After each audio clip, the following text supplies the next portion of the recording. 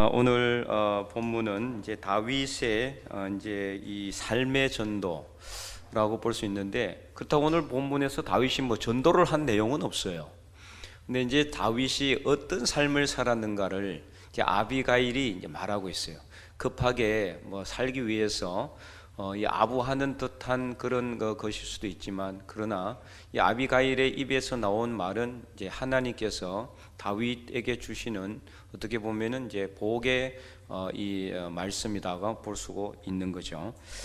오늘 이제 우리가 이 다윗을 통해서 성경에 그 어디에도 보여지지 않는 다윗의 진면목이 나와 있다. 그것이 바로 이제 28절과 29절에 보면은 정확하게 이제 아비가일이 이 다윗이 어떤 삶을 살았는지를 말하고 있어요. 이제 오늘 본문이 나오는 배경은 이제 이 다윗이 자기가 사울을 피해서 여기저기 도망다니면서 그를 따르는 사람들이 생겨나기 시작했어요. 처음에는 이제 이 숫자가 이제 그렇게 많지 않, 나중에 500명까지 늘어났죠. 그래서 이제 그 다른 사람들은 사실은 어떻게 보면은 정상적인 사람은 별로 없었어요. 마음이 이제 상한 자, 그죠? 예, 그 다음에 이런 사람들, 그러니까 이제 환난 당한 사람들, 이런 사람들만 따라다니는 거예요, 다윗을. 그래서 다윗은 이 사람들을 데리고 블레셋으로 피신하기도 하고 여기저기로 강야로 다니기도 하고 그렇게 했죠. 그러다가 이제 이 아비가일의 남편인 나발이라는 사람의 이 이제 그 목자들이 양을 칠 때에 갈멜산 아마 근처에서 양을 쳤던 것 같아요. 근데 거기서 다윗이 이제 거주하면서 그들의 울타리가 되어주고 버팀목이 되어줬어요. 왜냐하면 다윗에게는 그래도 이제 수백 명이 이제 있으니까 큰, 어떻게 보면은 이제 무리라고 볼 수가 있죠.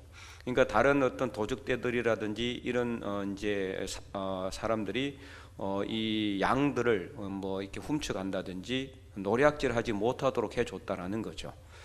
그러다가 이 나발이 이제 그 양털을 깎는다는 이제 소식이 전해지게 됐습니다. 그러자 다윗이 그 양털을 깎는 나발에게 자기 부하들을 보내요. 그래서 이제 25장의 2절에 보면은 마온에 한 사람이 있는데 그 생업이 갈멜에 있고, 갈멜에 생업이 있다는 것은 갈멜산 주변에 이제 그의 본 거지가 있었다라는 것을 말하고 있는 거죠. 생업이 갈멜에 있고 심히 부하여 양이 3,000마리, 염소가 1,000마리. 그 양이 3,000마리면 얼마나 많습니까? 어마어마하게 많은 거예요, 사실은. 그리고 또 염소 1,000마리잖아요. 도합 4,000마리예요.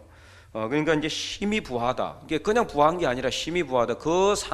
그때로서는 엄청난 거부다. 이렇게 보시면 되겠어요. 오늘날 보면 거의 뭐 대기업의 뭐 회장이나 이런 정도 되는 그런 사람이었다는 거죠. 그래서 갈멜에서 그의 양털을 깎고 있었으니 3절에 이제 4절 다윗이 나발이 자기 양털을 깎는다 함을 광야에서 들었어요. 근데 이 양털을 깎는 게 도대체 뭔가? 양털 깎는다는 소리가 성경에 보면은 심심치 않게 나오죠. 양털을 뭐 한 마리 깎으면은 그게 소식이 전해지겠어요? 전해지지는 않죠. 근데 양털을 깎으면은 당시로서는 엄청나게 큰 행사였어요. 이제 양털을 깎게 되면 어떻게 됩니까? 양모가 나오죠. 양모는 아주 고가로 팔리게 되고, 그 다음에 많은 양들을 어떻게 하느냐? 도축을 하게 됩니다. 그럼 뭐가 나올까요? 상당히 많은 고기가 나오죠. 네, 이제 그게 당시에 어떤 군사들이나 어떤 그 이 한 무리의 사람들에게서는 큰 양식이 되는 거죠. 그러니까 다윗은 아마 이 다른 거는 둘째치고 이 많은 그 자기를 따라다니는 사람들을 먹여야 되잖아요. 그러니까 아마 고기를 이제 요구했던 것 같아요. 이제 나중에 이제 그런 내용들이 나오거든요. 네가 누군데 고기를 주겠느냐, 이런 이제 내용들이 나와요. 그래서 이 양털 깎는 자들이 이제 있다는 것을 듣고 7절에 네게 양털 깎는 자들이 있다 함을 이제 내가 들어오노라. 내 목자들이 우리와 함께 있었으나, 7절을 보세요.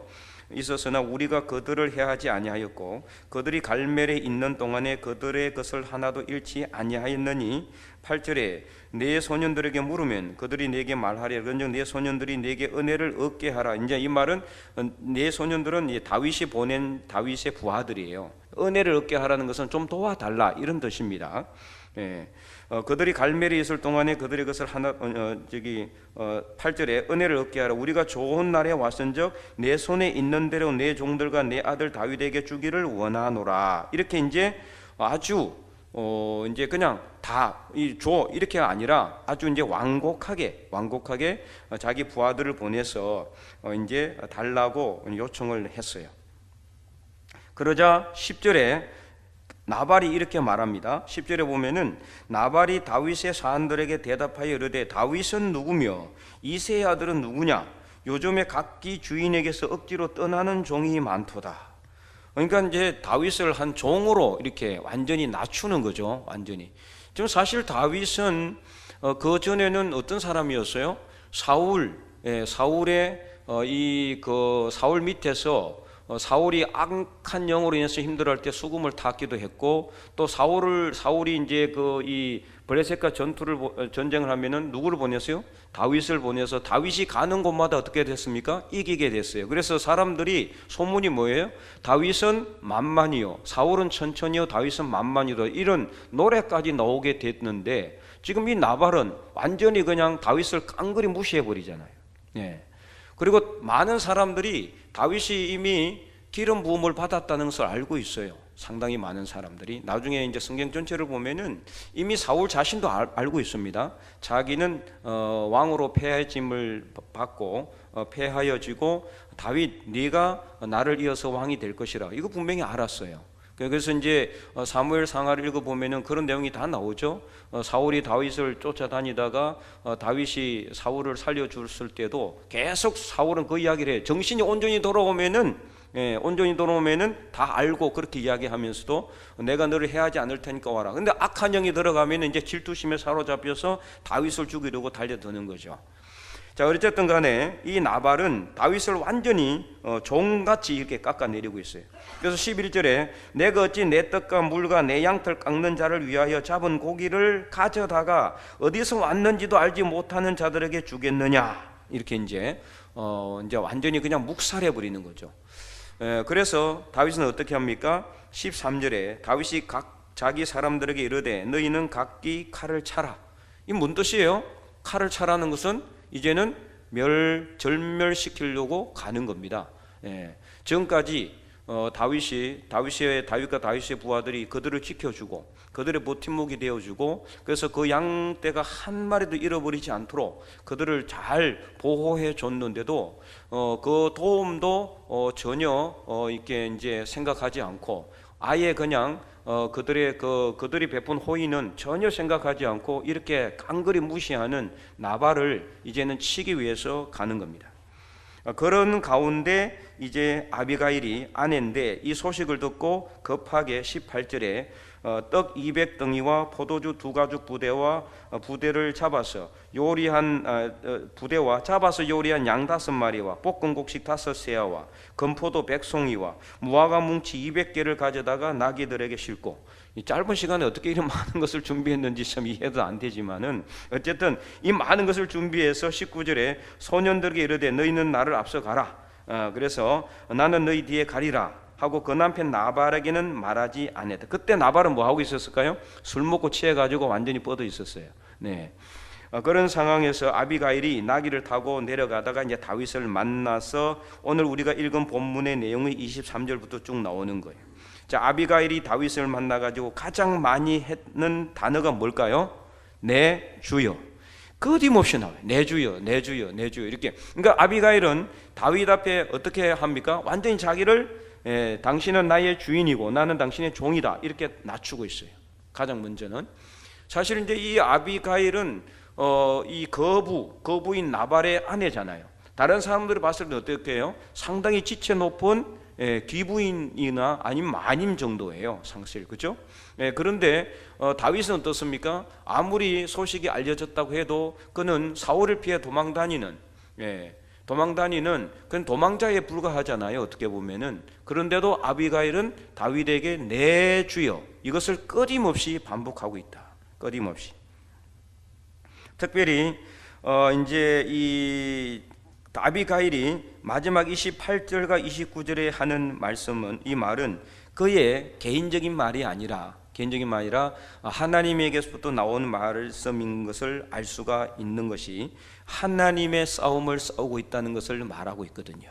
하나님의 싸움. 이것이 아비가일이 다윗을 알고 있었을까요? 그의 곁에서 지켜보고 있었던 것도 아닌데 그가 어떻게 하나님의 싸움을 싸웠다고 말할 수 있겠어요? 이 말은 이 하나님의 이 말씀이라는 것을 잘 알게 된다라는 거죠. 자, 그래서 어쨌든 다윗은 이제 칼을 거두게 됩니다. 그리고 이제 자기에게 주는 이 예물을 받고 나발을 이제 죽이지 않고 다시 돌아가게 됐어요. 그 후에 나발이 어떻게 됐습니까? 바로 죽임을 당합니다. 나발이 38절 25장 38절에 보세요. 한 열흘 후에 여호와께서 나발을 치심에 그가 죽으니라. 악한 자였죠. 상당히 다윗의 호의를 전혀 갚지 않고 당시에 이제 이렇게 양털을 깎고 그렇게 양털을 깎게 되면 큰 행사가 되는 것이고 그러면 많은 사람들이 몰려온다고 합니다. 주변에 쉽게 말하면 이제 이렇게 얻어 먹으러 오는 사람들도 있고 그러면은 베풀어야 된다고 합니다. 베풀어야 돼요. 그 주인은 고기들을 베풀고 그리고 그들을 이제 대접하고 당시 중동 지역에는요 손님을 대접하는 그런 이제 좋은 전통이 있었어요. 그런 내용이 되게 나오죠. 롯도 그렇지 않습니까? 아브라함도 그렇죠. 이 손님이 왔을 때, 천사들이 왔을 때 무조건 어떻게 하든 이게 이제 대접하려고 하잖아요. 이런 이제 전통이 있었어요. 근데 그냥 오는 손님도 대접하고 보내야 되는 그런 좋은 전통이 있는데 이 다윗은 어떤 사람입니까? 자기 종들을, 자기 목자들을, 양떼들을 지켜준 사람이잖아요. 그러면은 대접은 이렇게 안 할 망정 이렇게 다윗을 깎아내리거나 모욕하지는 않아야 되죠. 근데도 그렇게 했다는 거죠. 나중에 이거 소식을 듣고 나서 이 나발이 어떻게 됩니까? 25장 36절 37절에 보면은 아침에 나발이 포도주에서 깬 후에 그의 아내가 그에게 이 일을 말하매 그가 낙담하여 실수한 것을 자기도 알고 있는 거예요. 낙담하여 몸이 돌과 같이 되었어요. 몸이 돌과 같이. 아비가일이 자기 아내 아니었으면 바로 죽임을 당해도 자기는 아무 할 말이 없는. 우리가 생각할 때는 아니 자기 건데 주든 안 주든 무슨 상관이냐 그렇지만 당시 중동 지역의 고대 근동의 전통은 그렇지 않은 거죠.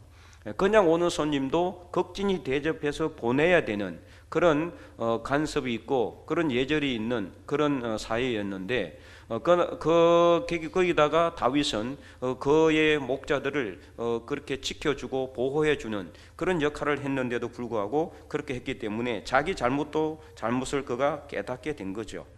어쨌든 이런 상황 가운데서 다윗은 이제 아비가일의 지혜를 통해서 이 나발을 죽이지 않고 돌아오게 됐다. 자, 그래서 오늘 본문을 통해서 우리가 이 삶으로 전도해야 된다는 것을 무엇을 통해서 할 수가 있느냐?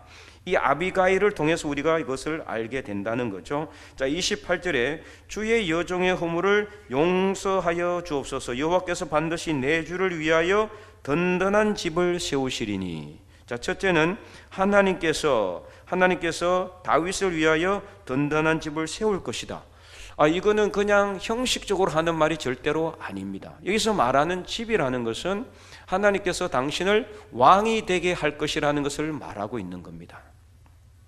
다윗이 평상시에 어떤 삶을 살았는지를 첫째로 우리가 이제 간접적으로 알 수 있는 내용이죠. 만약에 다윗이 어떤 백성들을 위한 삶을 살지 않았고 자기 욕심만을 살았고 그렇게 400명이나 500명을 데리고 다니면서 약탈을 일삼았고 어떻게 악행을 저질렀다면은 이런 이야기가 할 수가 있겠어요? 할 수 없죠. 그는 가는 곳마다 어쨌든 악행을 저지르지 않았고 그거를 자기를 따르는 자들을 데리고 항상 선한 길로 갔다는 것을 알 수가 있죠. 두 번째는 아주 중요한 말씀인데요.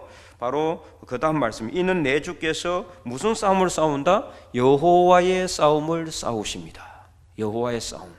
이게 이제 오늘 우리가 배울 수 있는 가장 중요한 삶의 전도의 교훈이에요. 하나님의 싸움을 싸우는 사람. 다윗이 그랬다는 겁니다. 다윗은 어디를 가든지 항상 하나님의 이름을 먼저 앞세웠다는 거죠. 안 그러면 여호와의 싸움이라는 단어가 나올 수가 없죠. 당신의 싸움을 싸웠다 그래야죠. 자기 싸움을 싸우지 않겠습니까? 우리가 만약 이런 신세라면 어떻겠습니까? 내 목숨을 살리기 위해서, 내 가정을 살리기 위해서, 그것을 위해서만 전심전력을 하지 않겠어요? 하나님의 이름을 내걸고 무슨 뭘 하겠습니까? 그럴 여유도 없고 여력도 없는 가운데 있었어요. 다윗은. 그가 요나단에게 하는 말도 나와 죽음 사이는 한 걸음뿐이라고 말할 정도로 그는 항상 죽음을 앞두고 살았던 사람인데 어떻게 그가 여호와의 싸움을 싸웠을까? 그것은 우리가 지난주에도 말씀한 것처럼 요셉이 항상 코람되어 하나님 앞에 살았던 것처럼 다윗도 일생일대 위기 속에서도 목숨이 왔다 갔다 하는 그런 상황 가운데서도 그는 항상 하나님의 싸움을 싸웠다는 겁니다. 하나님 앞에서 살았다는 것을 말하고 있는 거죠. 여호와의 싸움을 싸우는 사람, 오늘 저와 여러분이 될 수 있기를 바랍니다. 내 싸움이 아니라, 나의 이익을 위한 싸움이 아니라 하나님의 싸움을 하는 겁니다.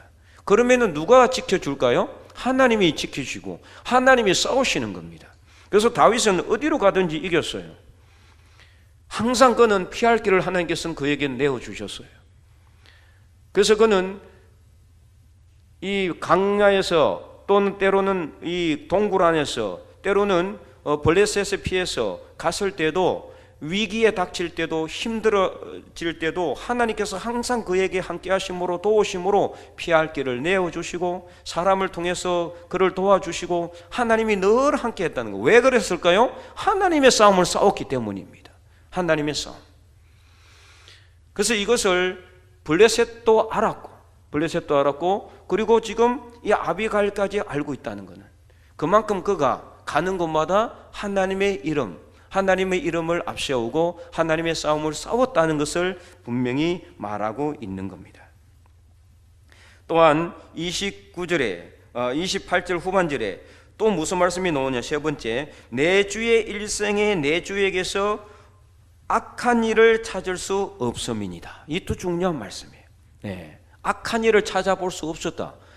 그만큼 다윗은 항상 가는 곳마다 선한 행동을 했다는 것을 말하고 있는 거죠.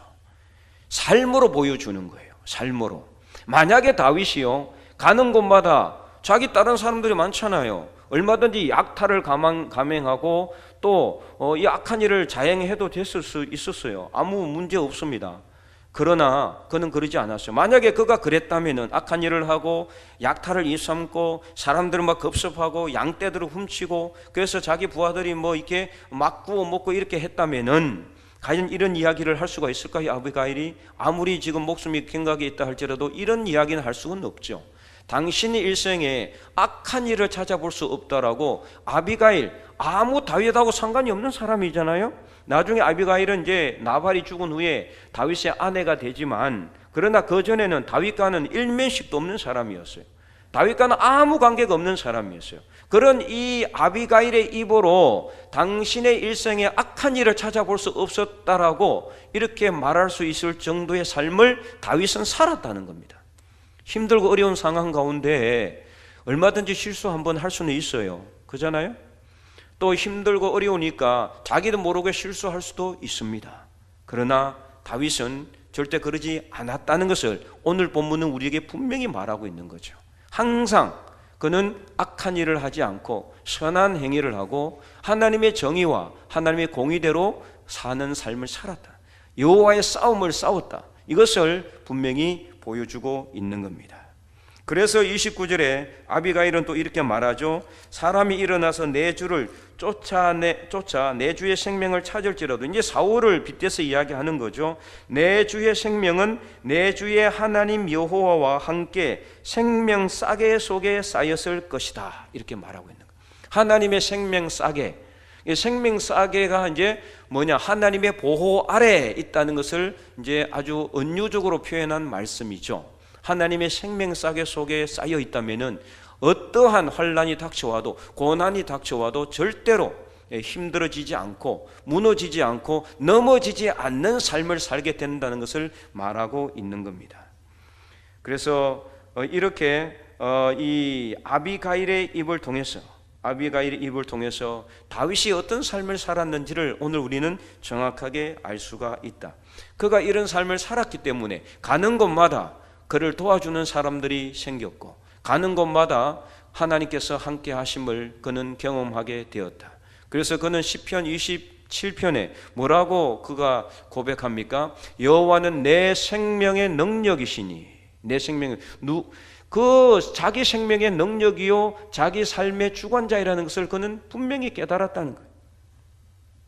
그래서 시편 27편 한번 펴볼까요?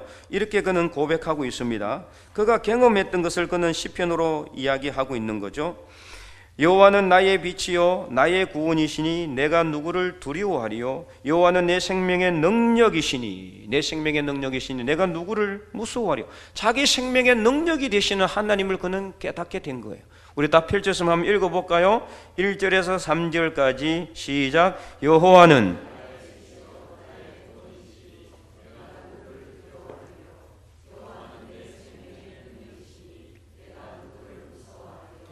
악인들이 내 살을 먹으려고 내게로 왔으나 나의 대적들 나의 원수들인 그들은 실족하여 넘어졌도다.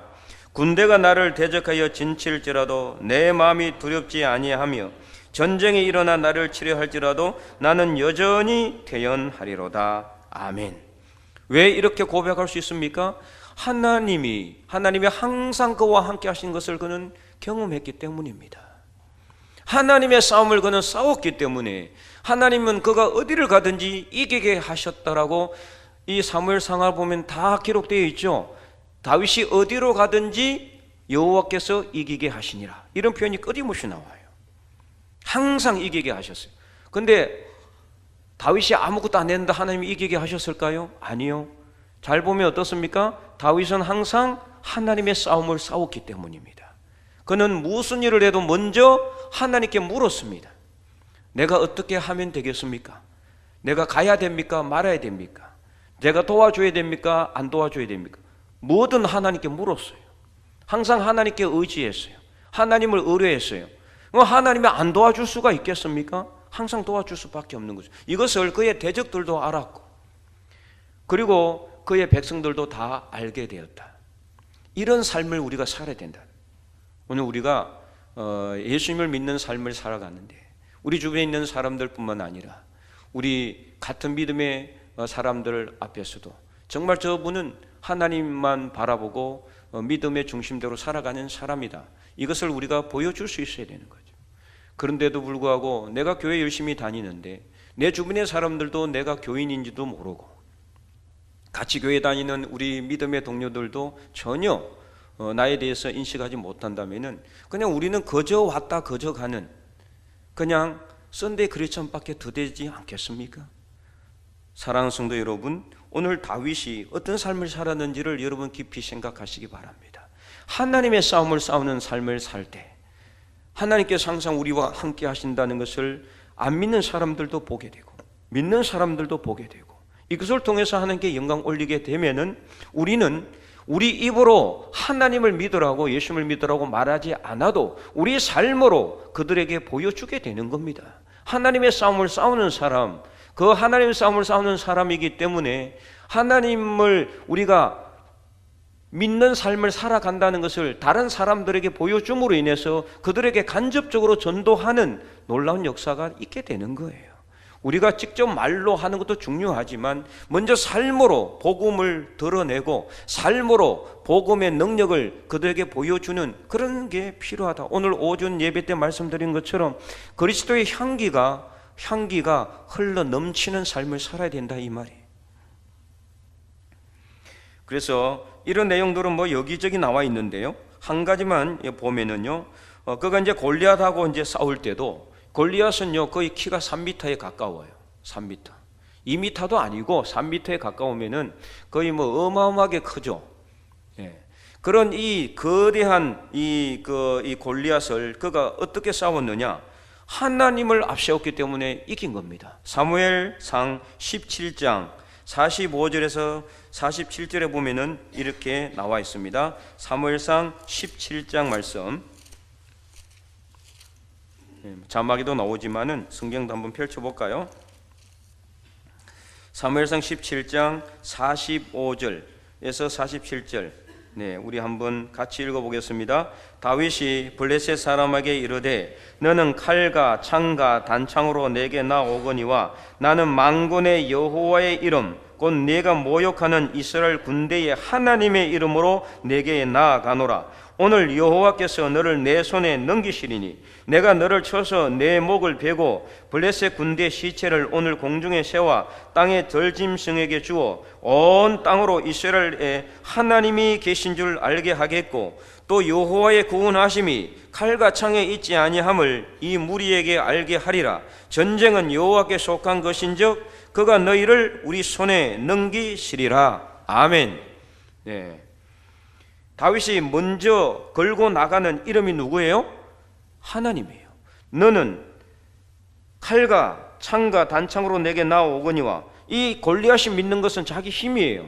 자기가 잡고 있는 칼, 창, 단창의 힘으로 나오지만은 다윗은요 아주 미소년이었어요 그때, 그죠?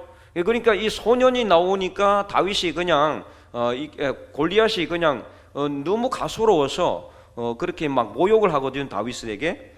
그런 다윗에게 이 다윗이 그런 이 골리앗에게 그는 내 이름으로 나간다 이야기하지 않았어요. 네가 모욕하는 이스라엘 군대의 하나님의 이름으로 나간다, 이렇게 분명히 그는 말했습니다. 항상 그는 하나님의 이름을 먼저 앞세웠어요. 하나님의 이름을 먼저 높였어요. 하나님의 이름을 먼저 올려드렸어요. 그랬을 때 하나님이 항상 그와 함께 하시고 이기게 하셨다라는 것을 알 수가 있죠.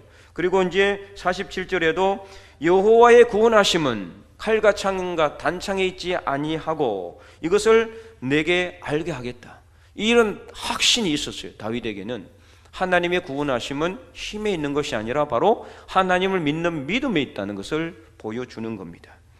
그래서 그는 한 방에 다 이 골리앗을 무너뜨렸죠. 그래서 이러한 내용들이 끊임없이 성경에 보면 나오는데, 어쨌든 이 다윗을 통해서 우리가 알 수 있는 것, 그는 언제 어디서 무엇을 하든 항상 하나님의 이름을 이렇게 높여드렸을 때 이 아비가일이라는 이름 모를 여인의 입을 통해서 당신은 하나님의 싸움을 싸우는 사람이다, 여호와의 싸움을 싸우는 사람이다, 당신 일생에 악한 일을 내가 보지 못했다, 보지 않은 게 아니라 듣지 못했다는 거죠. 만약에 악한 일을 했으면 분명히 소문이 들려서 알게 됐을 텐데 한 번도 그런 일을 들어본 적이 없다는 것은 항상 다윗은 어디를 가든지 하나님의 싸움을 싸우며 하나님 앞에서 하나님의 이름으로 선한 행위를 했다는 것을 알 수가 있습니다. 그래서 오늘 우리는 이 다윗처럼 우리가 삶으로 하나님 앞에 나가는 삶을 살기를 바랍니다. 하나님 앞에 바로 서기를 원합니다. 하나님의 싸움을 싸우는 삶을 살기를 바랍니다. 그래서 하나님의 이름을 먼저 높여드리고 하나님의 이름을 먼저 우리가 올려드릴 때 하나님은 우리도 높이시는 겁니다.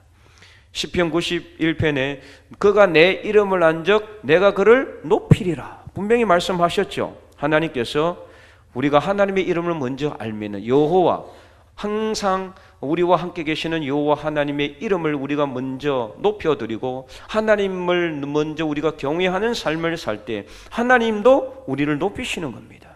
우리가 높이기 위해서 하나님께 나가는 것이 아니라 하나님이, 우리가 하나님을 경외하기 때문에 하나님이 우리도 높이시는 거죠. 다윗도 마찬가지예요. 다윗은 자기 이름을 높이기 위해서 하나님의 이름을 높인 것이 아니라 먼저 하나님의 이름을 높였기 때문에 하나님께서도 다윗의 이름을 높여주신 것입니다. 그래서 오늘 우리가 이 말씀을 통해서 여러분의 삶의 자리에 다윗처럼 먼저는 하나님의 싸움을 싸우는 그런 삶을 살아가기를 원합니다. 그리고 하나님 앞에서 하나님을 먼저 높여드리고 하나님을 경외하는 삶을 살아갈 때 믿는 사람들이나 믿지 않는 사람들이 다 우리의 삶을 통해서 하나님을 바라보고 예수 그리스도를 믿는 놀라운 구원의 역사가 일어날 수 있기를 주님의 이름으로 간절히 축원드립니다.